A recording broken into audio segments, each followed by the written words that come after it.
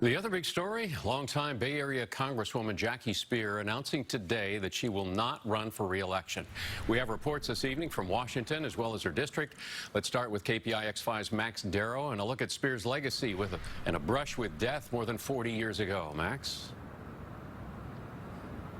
Speier tells me this wasn't a decision she made overnight. She's been contemplating it for the past 4 years or so.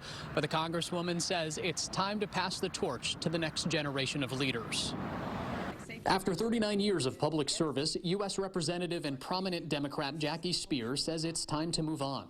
I am not going to seek re-election to Congress in 2022. Her announcement comes 43 years to the week that nearly ended her life, but truly kicked off her political career. A remote jungle compound in Guyana. On November 18, 1978, Speier was shot 5 times while serving as an aide to Congressman Leo Ryan during the Jonestown violence in Guyana.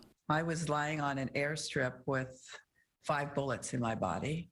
I vowed that if I survived, I would never take another day for granted, and that I would dedicate my life to public service. And that she did. She first served on the San Mateo County Board of Supervisors, then in the California State Assembly, the State Senate, and then in 2008, the U.S. House of Representatives, first for District 12 and most recently, District 14. It's been a thrill and a great privilege.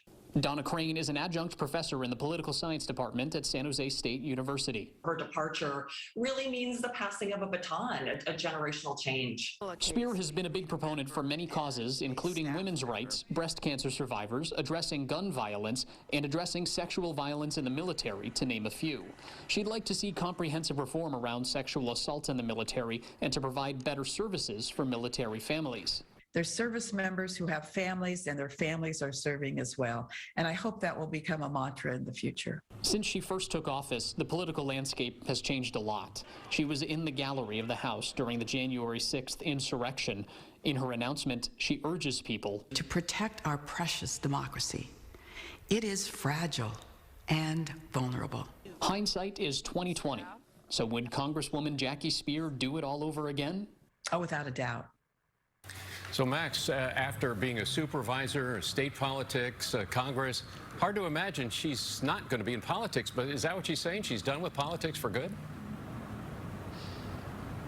You know, Alan, in her video that she released today, she didn't explicitly say she's leaving politics for good. Simply, she's not running for re-election in Congress in 2022.